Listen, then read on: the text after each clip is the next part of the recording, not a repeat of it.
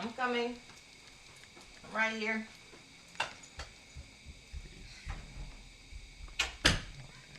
Okay, so here, string.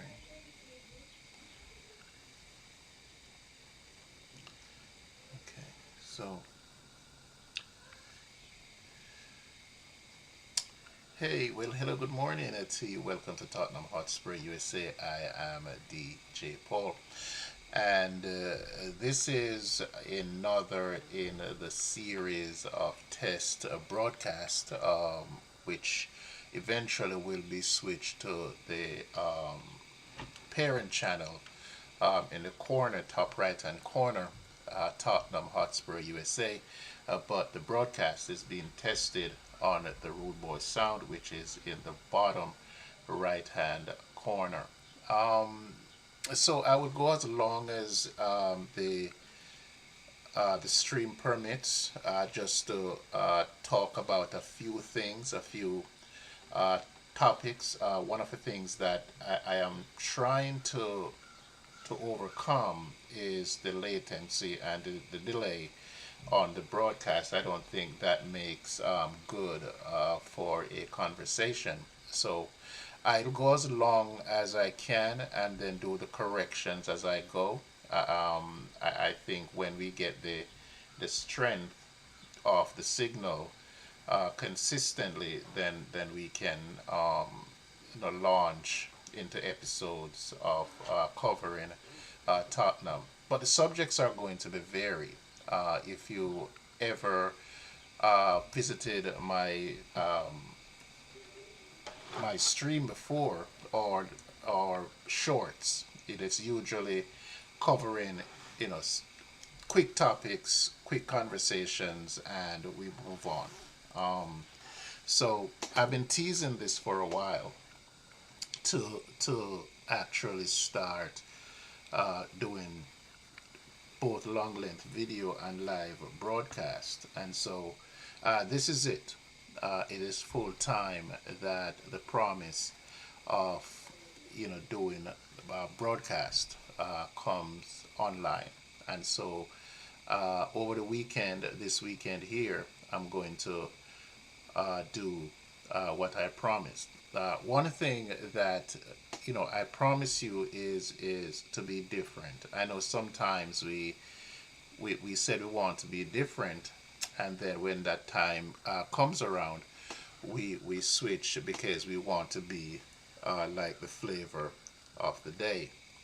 The right now the going argument, now we know that the club is actually in flux. If you ask me, I don't think the the events over the summer help this team, and so there are residual effects that are happening right now, and I can say this because I've seen and heard a lot of commentary, mostly from an opinions standpoint. I have been a part of some of them. Some I agree with, and some I definitely take a little exception to. One of the things that I do take exception to is that I need to bash the club every time. I need to bash a player every time. I need not to see um, a player at the level to which they come in. And so that part I take a little exception to when it comes to how we deal with, how we treat the club from time to time. And so that's the purpose and that's the aim of doing live broadcast. Yeah, I'm distracted. My wife is over there. My wife is over there, and I'm occupying our community space. What can I tell you? You need to learn how to block out the noise from over this side when I come in. And the distractions. Yes, I'm working on it. Yes. So yeah, that was my wife giving me some salient advice to ignore her. In other quarters, I do, but So I know that the stream is a little bumpy, but at the end of the day, what is going to happen here is that this is live, and the version that is going to be out there is going to be much smoother. The recorded version, this is just right now having to do with the transition from my software to the YouTube software. So the encoder I have to play around with and try to match up from my system. But I'm not going to stray from it. I want to go as far as I can because I know what the problem is. And so I'm going to soldier my way through it. And one of the things that will happen as well is using the screens, or switching the screens, using the graphics that are necessary, and also a lot of stuff that goes into doing this live. I did radio, if you might believe it. Yes, I do. I did radio for about 5 years. I DJ, of course, DJ Paul giveaway, for 5 years, and so I understand the need for and appreciate what needs to get done. The great thing about doing this live and for participation is that you can catch your breath. When you do radio, you pretty much can't allow for too much of dead air. So you try to fill that with a lot of stuff, jingles and all the stuff that goes on with it.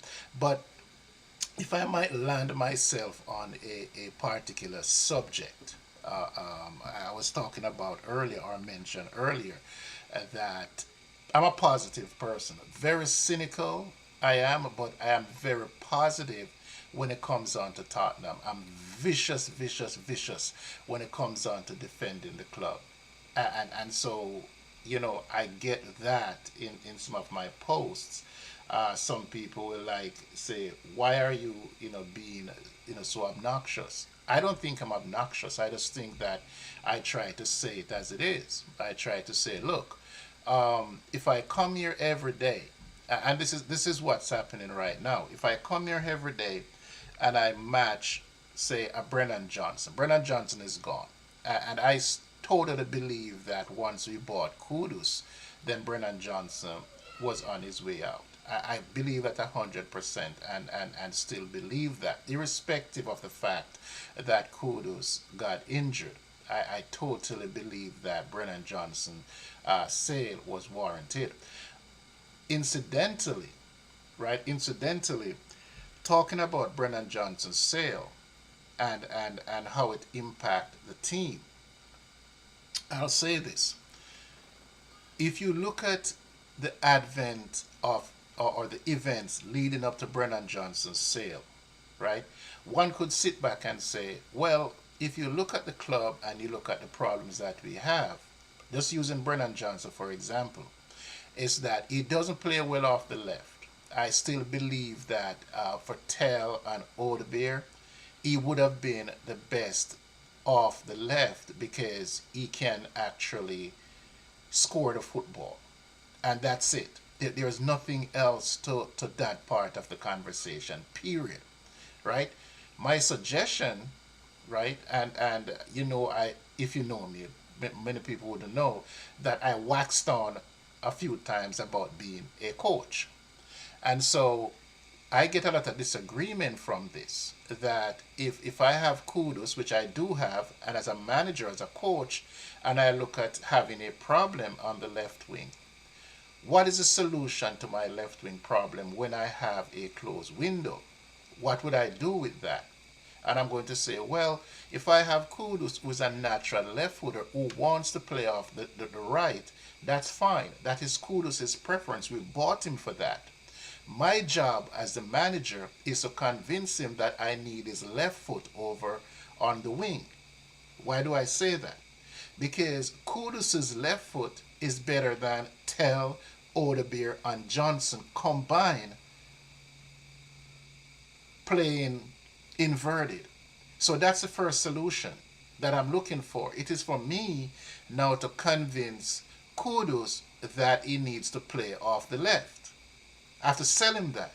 I don't think Frank did that because you saw that if you look at Kudus and the talent that Kudus has, Kudus can play deep. I know he dribbles the ball a lot, right? He doesn't have breakaway speed, and he could have been encouraged to pass a little bit more. But Kudus in Javi Simons's struggles could have been ushered inside a little bit more. What that will have added, it would have added the creativity. When he was before he went to West Ham and at the World Cup, that's where he was playing. He wasn't playing as an inverted right winger. And I looked at him, I was like, we need to go get that guy. So when he went to West Ham, I was like, oh my goodness, West Ham? He chose West Ham over Spurs, or did we not go after him?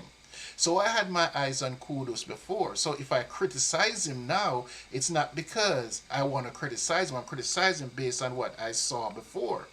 And I'm not criticizing him. I'm just saying that with the talent that he has, Frank, as a manager, has not utilized that talent the best we can, because we could have put him closer to a struggling to get up to speed Javi Simons.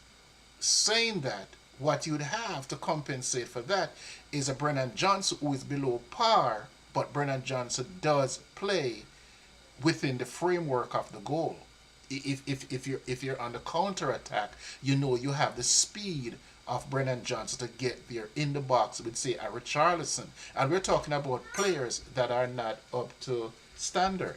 We're talking about Richarlison, who is pretty much a lost cause. But on the day, which works out to be many days, you take them for what they can give you. What does Brennan Johnson gives you? He's not going to give you wide, beat his man, whip it over. What he's going to give you is speed on the inside channel, get in the box, stick it in the net. From those balls, who possibly will be coming from Kudus. And so when I look at the solution to the left wing problem, remember now, I'm telling you that the window is closed. And I look around the team and I see Odebeer, I see Tell, and I see Johnson. And I said, and Kolo Muani, who is injured. And I said, where does my solution comes from? So and I have to now work on my solution. And my solution was steering me down all along with Kudus. Because Kudus has a wonderful left foot. And I, as a manager, like I said before, have to now convince him that I need you there. Because what I do now is that I stabilize, right, the left side, right? I don't have to use him as a stretch winger. I don't have to have, Udogi bombing up underneath him or Jed Spence. You give him that. So when you give him that, you go to how Pep Guardiola plays. Pep is more interested in his fullback being fullbacks, and what he's going to do is stick a winger over there, whether or not the fullback likes it or not. When Kyle Walker went to City, you never see him bombing down, the wing as he did when he was at Spurs with Pochettino.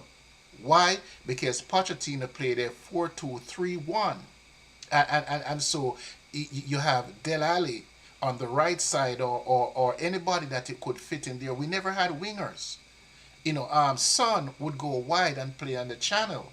When Walker went to City, and he was playing defense, and you have the likes of Mahrez and Sterling and Sane, and sometimes Foden as he gets into the team.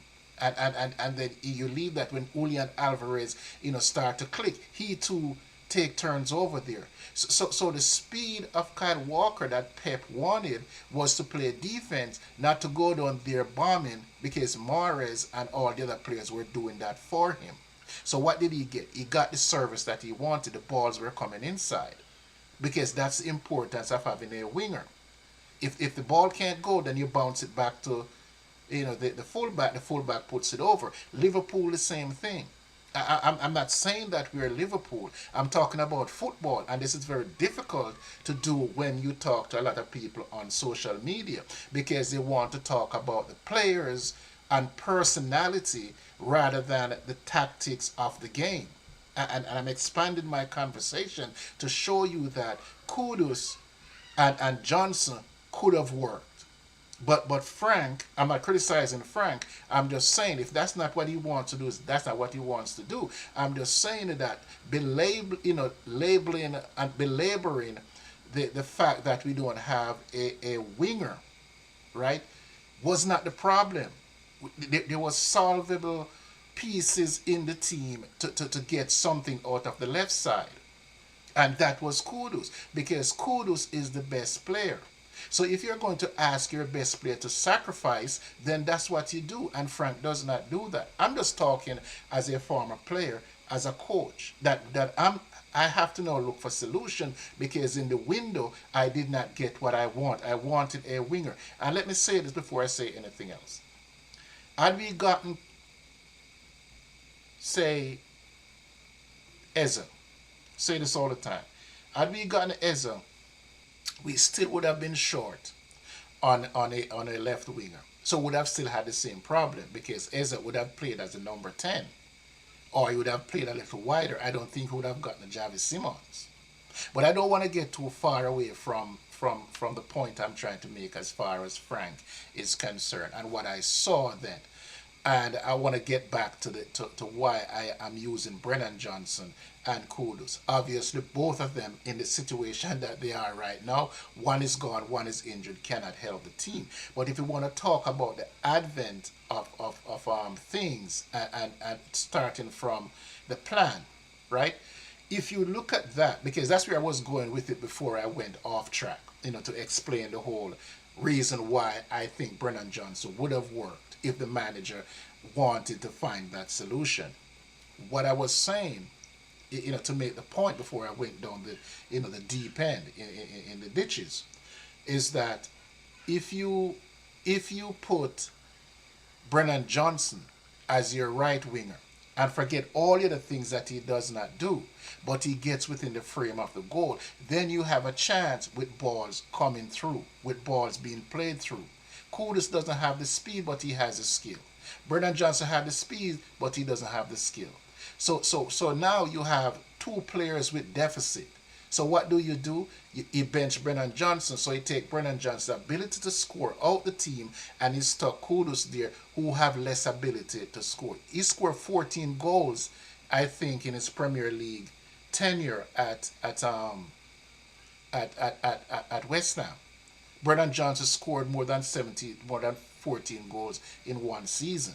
So that's what we're talking about, because we love to use stats. So for a player who doesn't have anything in Brennan Johnson, he's able to score the football. Why? Because his position of play was more important than his skill and where we want him to play. He plays within the frame of the goal, and that is important. Very, very important when you look at two players. Am I comparing Kudus to Brennan Johnson? Absolutely not. I would be crazy to do that. But the logics of it is, we don't have a left winger. We have a very, very good, skillful, everything about Kudus. He's just a flat-out baller. And if you put Kudus as a number 10, you're going to get the same attributes that he has as a winger. If you put him as a left winger, you're going to get the same attributes. So if you're going to get that no matter where you put him, why not use that and put him on the left, and then use Brennan Johnson, who is absolutely crap if you put him on the left, that he will give you something that you're lacking on the right. Balance a team. That will take either Koulibaly or Richarlison out of the starting lineup. One of them would have to sit behind each other. I take it that it would have been Koulibaly, because there seemed to be a preference for Richarlison. So we could have solved that problem without selling Brennan Johnson. But on the flip side of that, if you buy a Brennan Johnson, you sell a Brennan Johnson, then what was the plan?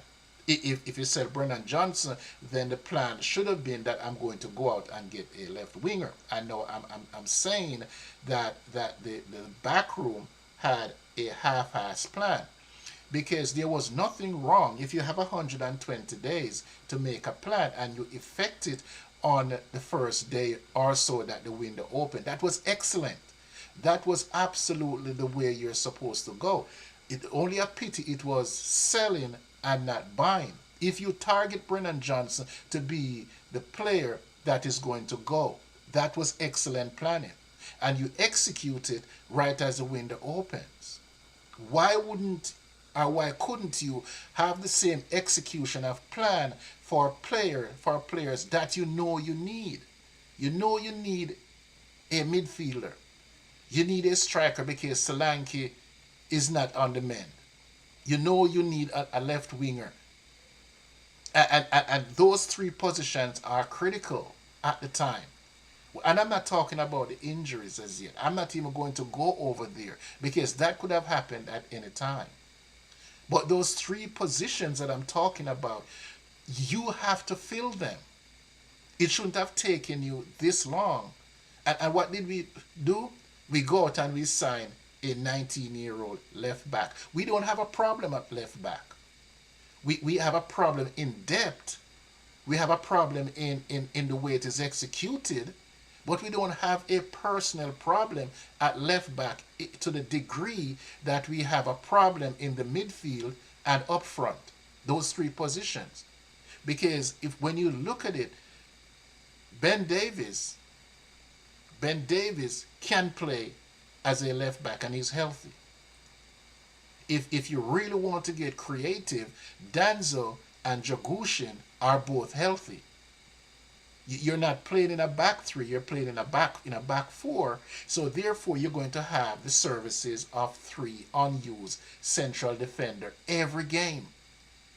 Because usually you don't take off your defenders. So you're not giving away a position unless you're really battening down the hatch so you can see a game out. And so what I'm leaning towards is a combination of irresponsibility of the staff. And I have no confidence in the backroom staff. I can tell you this. I don't know the purpose of Lang. I don't know the purpose of Mackenzie, pardon me. I'm not 100% sold on Vinay or Charrington. So because I have not seen anything that tells me, and Paratici, who is a nomad, I have no confidence in any one of those right now, because what you need to see is that the back room should reflect what's happening on the football pitch, the players in that sense, what happened in those dressing rooms. And if you have good and competence in the back room, then it's going to reflect in the kind of players that we bring in. It's going to reflect in the mission that we have, the plan that we have. So I have no confidence in Lang. I have no confidence in Paratici. Hope he goes as fast as he can. I don't know what Charrington is about, and I don't know what Vinay is about. I don't care whether it comes from Arsenal or City. I don't care. What I care about is the personnel. Are they making the right decision? And as far as I'm concerned, they have 120 days to bring a player in, and we send a player out. And as fate would have it, the player that we sent out, we need him because the guy got injured the next game. That is how much of a disaster the back room is. And I can stretch the conversation into something more. Daniel Levy, whom the backroom staff, he hired every single one of them. He brought them in. And he left at the end of the window. You are going to tell me, yeah, the Enoch and the kids, and it's a new era. But consider that for a second. And I'm going to defend Frank with what I'm saying. I'm not a Frank out. I don't roll that way. He hasn't given me a reason yet for me to say he needs to go. Part of what I'm explaining would be how I get to it in terms of what he's doing on the pitch. I want him out on the pitch. I don't want him out because Daniel Levy and whoever saddled him with these kinds of players. I want him out if he cannot at least attempt solution to what he has, the problems that he has with the players that he have. And so if you're not looking for the solution that's there, you will never know whether or not you can solve the problem. And from a pure football standpoint, I think my Jamaican is coming out. From a pure football standpoint, I don't see Frank trying to solve the problem. Just the way I didn't see and trying to solve a problem. Well, Ange didn't have a problem in his mind. because that's the way he wants to play. And for us who were talking about he did not have the players, he did have the players. We, we spent $402 million on the players that Ange wanted. Ange just played a poor system, an incomplete system, and he was not willing to change because he's stubborn. And he was going to win or lose his way. The unfortunate thing with him is that he was going to take the club down with him. And I can go into a whole spiel on how I feel about that on a different at a different time. But for now, as it is, if we're talking about the back room, you don't have professionals, right? And given 120 days to solve three problems, and we have not solved one. We did the same thing with Kinski.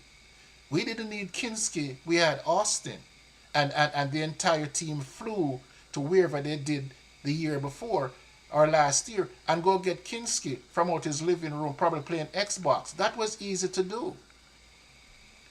If you go look at a kid and said, hey, you're going to Tottenham, we need you. It doesn't take the entire entourage to go over there and convince a 22-year-old to come play for Spurs. Shouldn't have to. And everyone lauded, whoa, Kinski. Look what he did. So my point is, what are these guys doing? What is Charrington? What have they done? Levy's gone. And no one wants to hear about Daniel Levy. But this is squad with him at the helm is work. We can't get away from that until we start getting rid of players. I'm not going to get into the individual whether Ramiro is a world-class player and Van der Ven is going to be a world-class player. We're not even close to that conversation as yet. What we need to look at is what is Vinay doing, what has Charrington done, what is Paratici doing, whether it's coming or going. What's Mackenzie's role? I heard that he was supposed to be some guru, and there's a plan. Well, if we're getting these caliber players in, what is the scouting department doing? Are you telling me that these are the players that are being recommended? We went out and signed a 19-year-old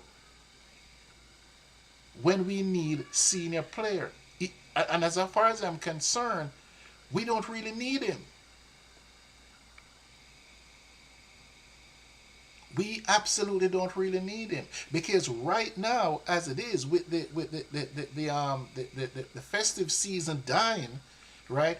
The days are going to get further in between, so you're going to have more time for recuperation. And if Ben Davis is healthy, this is what you could easily do. You could platoon Ben Davis and Van der Ven on the left side. Van der Ven wants to go be a winger. Let him go be a wing back. He enjoys it. So give him a run there. I scared for his hamstring, but give it to him anyway.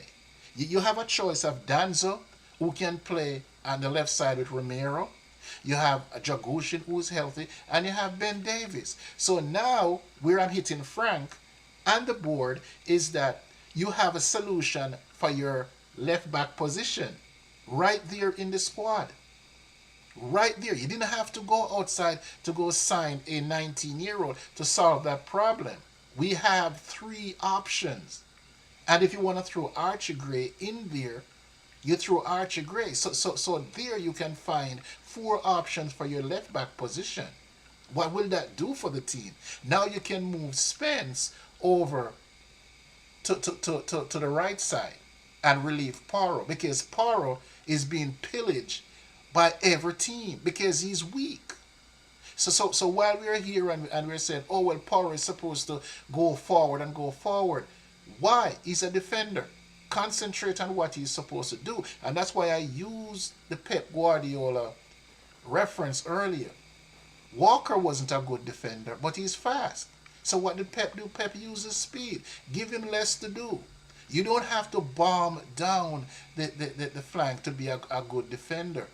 Pep don't use wing backs. He uses full backs. And so if he bring you in as a fullback, then you're going to have to play as a fullback. What he's going to do is stick a winger next to you, have the midfielder slide over to help you. I don't see the manager do that. Give Pochettino some credit. He used to do that with Walker and Dembele and Wanyama.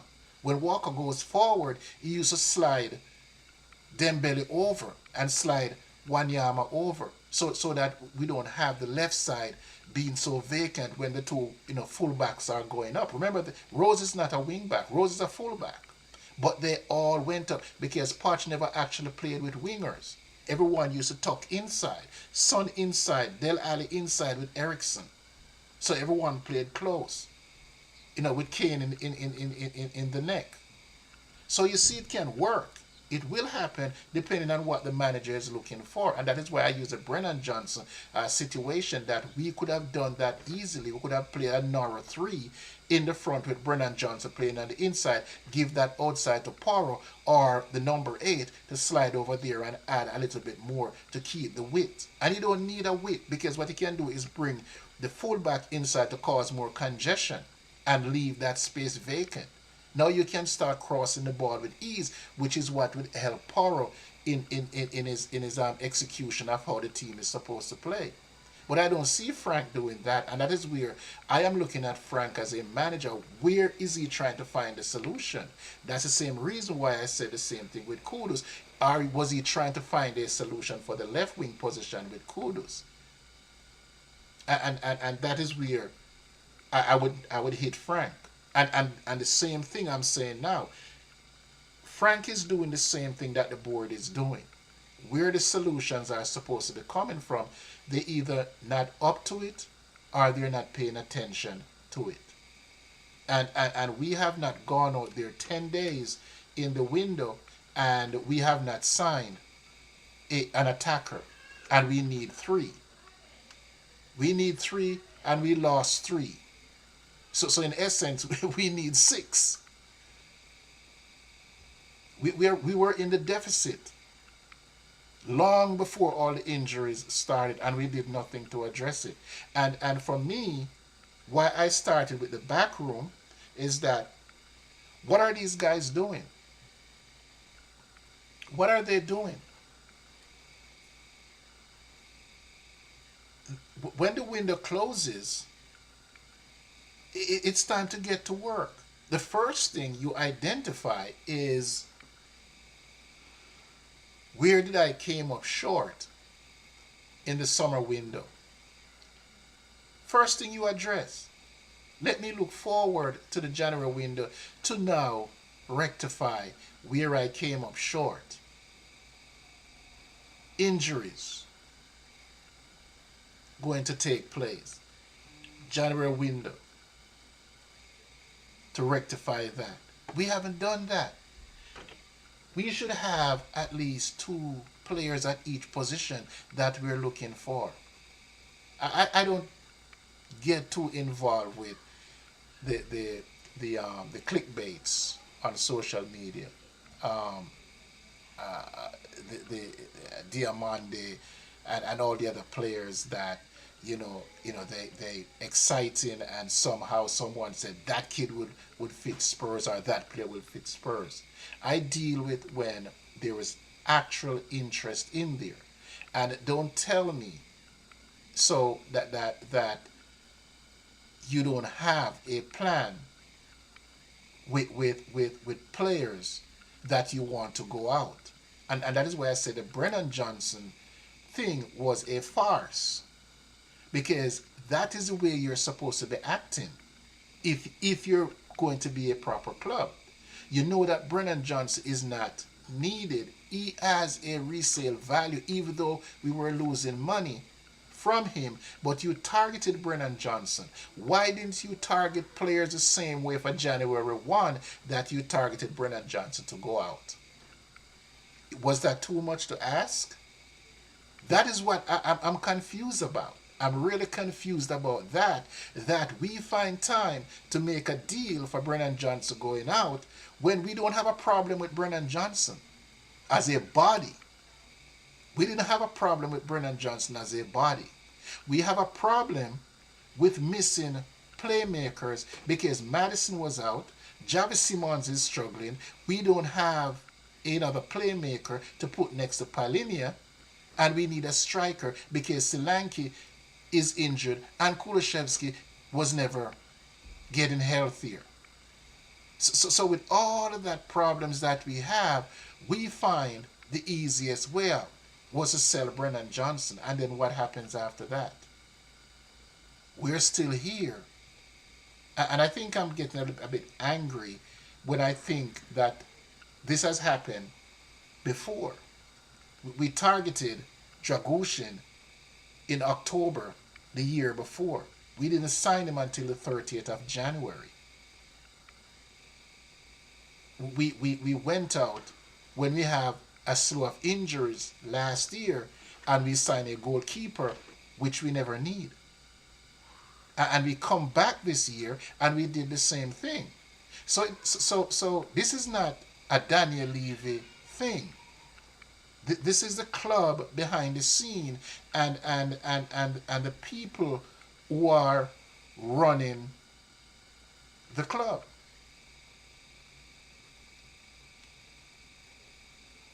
So we can put the Daniel Levy was doing this. Of course, Daniel Levy, to me, and I've said it long time. And let me break this to some of the fans who may going to eventually listen, watch my little rant. And I'm going this long, to be honest with you, to test the strength of my broadcast. I'm just filling the gap, but I'm not going to go much longer. It is Saturday. It is it's match day, and so I just wanted to give my piece that there is no plan that you can see. And let me go back to a point I was trying to make because I'm all over the place. When you look at certain teams, right, I guarantee you that most fans, if you ask them who is the director of football at City, no one knows. Who is the scout at City? Who is the chairman at City? All we talk about, City and Liverpool and Arsenal, right? Man United is struggling, so we know who the director is and the scout and everybody because you only know when the team is struggling. You don't know who the general manager is or or the chairman and the chief scout at Aston Villa. You know why you don't know?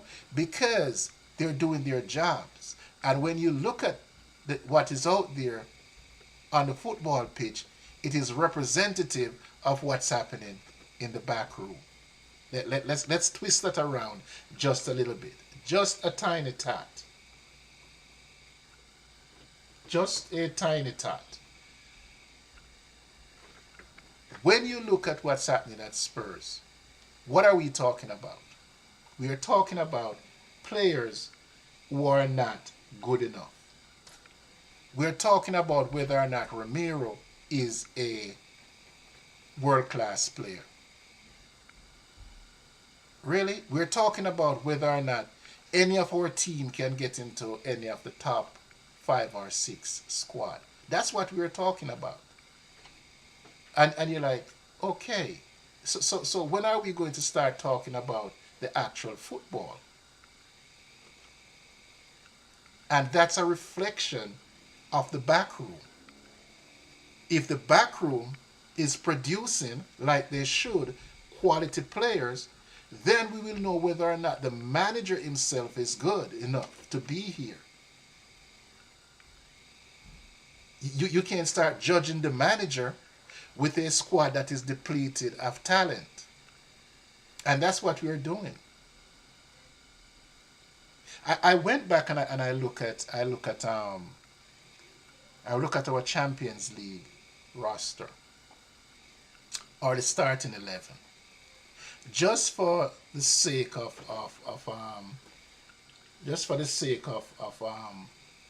what I intended to do. You know who start the finals for us in the midfield? Sissoko and Harry Winks started. the finals. Some people don't realize that. Vertonghen and Alderweireld, Danny Rose and Trippier at the back, Kane, Ericsson, and Del Alli. That was the team that started. Now, there are two players in there that we would have said, nah, Sissoko and Winks. Every single one of those players, except maybe for Trippier, we would have like, nah. But that was a team that took us to the finals. Here and there with Lucas Moura doing what he did. But part of it is that over the years, we are praising all these players individually because we didn't have to worry about them. We didn't have to worry about whether or not they were world class. One of the beauty about that team, even though we complain that there was not quality in the squad, that team actually overlapped for about 3 years. And so when you look at it that way, you see that there was something that was building. And that is how we made it. Because remember the year before, I think we got knocked out by Juventus in the second leg. We went to it wasn't the 16th or the Elite 8. Somewhere in there, I don't quite remember. But what I'm saying is that even though we did not go out and sign a bunch of players, the squad was good enough for 3 years. And that is why I'm saying, for people who are also, clamoring for Pochettino to come back, he didn't have all the players that he needed at the time, but he made do with what he had. And this set of backroom is worse than what we had. Because at the time it was only Daniel Levy that we used to talk about. Now we know exactly who's behind the scene. All 5 miscreants that are there, we know them now. And so it's going to take a long haul. So at the end of the day, I'm going to end in a few. Thank you. Is that Bengay? Benny? Thank you for coming in and viewing. I hope that it is not as static as the strength. I'm only testing to make sure. If you want to subscribe to the Rude Boy Sound, I really and truly appreciate it. Thank you for your comment. I do see you in the chat room on Sava's podcast. Sava is my man. And I really and truly appreciate it. Yes, and yes, we need to push for success. If I might address your post, let me address that before I wrap it up in a few minutes. Thanks for the post. Here is what we have to get out of the way first. We have to have a back room that is pretty much all about the football. We know we have the money, right? And so we have to make windows like this count. If we want to be better, right, we have to be able to make the hard signings. Souza was easy. So we went out and we get Souza, right? You all might think I'm beginning to sound like Sava. No. It is having the wherewithal to know that you can do easy at any time. If we want a big-time player, we have to be able to look at the contract. We have to be able to look at, hey, if I allow him to go to the summer, then what I'm going to do is that I'm going to allow the top 6 to use that same player that they don't need. Big difference when we listen to the words and everything. It's a big difference, right? A player that Arsenal didn't need 2 years ago was Eze. We didn't push the boat out because we wanted Eze. We waited until Eze became a commodity and then we got into the mix. And Eze did not want Spurs in 2025, 26. He wanted Spurs 23, 24. That is when you go out and you do everything to move the earth to get Eze. The year before when Eza was available, that is when we should have gone after Eza with everything and let Eza turn us down. Blank. So what would have happened is that when he was available in the summer, we would have just looked the other way. We wouldn't have wasted our time taking him down until he rebuffed us and went to Arsenal, because we would have known back then. Same thing with Semenyo. We didn't go after Semenyo. Semenyo signs a new contract. City never wanted Semenyo. Arsenal and Liverpool and all of them didn't want Semenyo in the winter, in the summer window. We did. We needed him. But did we push the boat out to get Semenyo? No, we did not. So what happens is that Semenyo becomes a commodity in January, and when the big boys come knocking, we have to step aside because we are not attractive. So that's our problem. We are not an attractive club. Doesn't matter how you want to slice it. I talk about also, which other I know say the same thing. We are just not an attractive club. There's an order that you have to adhere to. And so you have to now start looking at, how do I get these players? How do I look at this $50 million to $30 million players that would be in the tier that I'm looking for, like the Shades, like the Balibas? How do I find those players? The way Aston Villa go out and sign those players. How do I get a player like Onana to come to Spurs when I need him? And we did need that number 6 in Onana. Onana is playing with 3 or 4 number 6s at Villa, and we don't have one. How does that happen? Because we do not have people with brains for football in the back room. How did that happen? How did Eza, who Arsenal is barely using, once Odegaard is healthy, becomes a commodity for Arsenal? Because we allow those things to happen, and we continue to allow those things to happen. We have to be able to be bold. We can talk about Marmoush as much as we want. But if we don't go and lean on City, which is very hard to do, the day when City comes knocking for Semenyo, it's over. So I hear people saying, we have X amount of money. Let's go overpaid for Semenyo. You can't overpay for Semenyo. You can't overpay for rejection. It just doesn't make any sense. No sense whatsoever.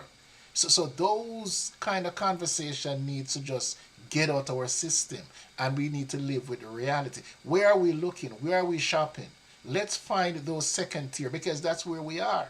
I am not belittling the club. I'm not saying we can sign a player for $65 million, but you have to sign that player who is going to run through 5 or 6 clubs, and they are attractive to us. We attract them for that $65 million because they want to move. There are players who want to move, because what you're going to do, if you don't do it in this window, they're still going to be attractive in the next window. Sesko is a bust that's at United. You think Sesko was going to come, or Sheshko, whatever the pronunciation, you think he was going to come to Spurs? He scored 1 goal so far and looks, a shell. Gyökeres was never going to come to Spurs. Let's live in reality here.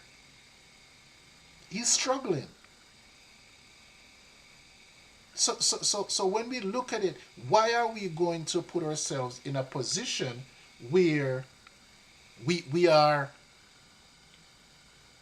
going after players? If we think Marmoush wants to stay in the City and fight, move on. Go look at Njai. We can turn his head from City. We want a midfielder. Go get Conor Gallagher. Forget that Conor Gallagher is at Chelsea. And those are the converts say, oh, we don't want him because he's a Chelsea player. Okay. So what that has to do with his football? We don't want Joe Gomez because he's in a relegation battle. He's quality. Why wouldn't we want Joe Gomez? That's how we speak, and exactly the way we speak is exactly how the back room behave. I'm gonna wrap it up right now. Thank you. All talk or no action, then complain, complain. That's the Spurs way. I, I get you, my man. I get you. But we still have to talk about it. We still have to talk about it. I don't think um, attacking the players that we have now is a part of the solution. And I don't think the players attacking the fans and the frustration that boils over is a part of the solution. I don't think having conversations every day about the same thing in whether or not Ramiro is a world class player, whether or not he will get into the top six team, all of those things are irrelevant. And what is more relevant is where the manager is looking for solution. Mark you, I say this from a coach's standpoint, and if you did not hear me before, what I actually said is that look, I know the team is bad, I know the squad is bad, but this is what we have. And when you look at the collective, where do I find a solution? Maybe I don't need to play Archie Gray for 90 minutes, right? Maybe I don't need to play Bergval for 70 minutes. Maybe, you know, 65 minutes. Spare him the embarrassment of taking him off at halftime, right? When we look at the back line is basically healthy without Udogi, right? But we still have a problem that is solvable. Ben Davis, like I said at the beginning, can play, should be the left back or full back. Van de Ven can play there, right? Move Spence over if it's even in relief of Porro, so we can stabilize the backline so we don't keep getting pillaged down the line on Porro's side. So we have a defender who can't defend, but we don't support and help him with what the manager is doing. And that's where I would blame Frank. I'm not blaming Frank for the lack of talent that we have. I'm blaming him for not trying the personnel that can solve it. I don't mind playing with a back four. I'm not going to say don't go play a 3-5 whatever it is. I'm not saying that. What I'm saying, or what I've said before, is that Danzo is healthy, Davis is healthy, Dragushin is healthy, and we're looking to sell Dragushin. That's why you need to have quality behind your starters. But we're trying to sell Dragushin or ship him off on loan. Why? When he can play on the left hand side. So our solution to that, with three healthy defenders who we can rotate and move maybe Van de Ven out and Ben Davis inside if we feel that we need some width and pace on the left hand side. We could always use Ben Davis or Danzo as a left sided or even Dragoshin. Those are solutions that are available. It doesn't take a formation change that the manager would be uncomfortable coaching. What it takes is a healthy personnel that he has to move them into space. Right now we can see the effort of Jed Spence being wasted on the left-hand side. Why not put him over there, put Davis or Van de Ven as a left fullback? That's a problem solution right there. We don't have to go out and sign a 19-year-old. That's not the solution. The solution is using what you have with dexterity in the squad. I know it's bad, but you're making it worse because you're not trying to find a solution. And that is where I'm going to nick Frank. I'm not going to say that Frank is not a good manager. I'm just saying that some of the blatant and obvious things that could happen is not happening, and that's one of them. He played Ben Davis the game before, and Ben Davis didn't see a minute the next game. How does that equates to good management. And so when I start assessing Frank, that is how I'm going to look at him. I don't think he's doing enough to win any, anyone over, or boost my confidence in him. I'm gonna leave it there. I got to go hang out with the wife for today. So thank you, Ben. Is Bingai, for stopping by. I really and truly appreciate it. This is actually a test broadcast that I'm setting up just to make sure that the platform is good. I will keep it shorter the next time, but I wanted to run the system just to make sure that everything is a go by the time I launch and get into other topics. I was just freestyling today, and thank you for stopping by. Hopefully, with all the problems that we have, it's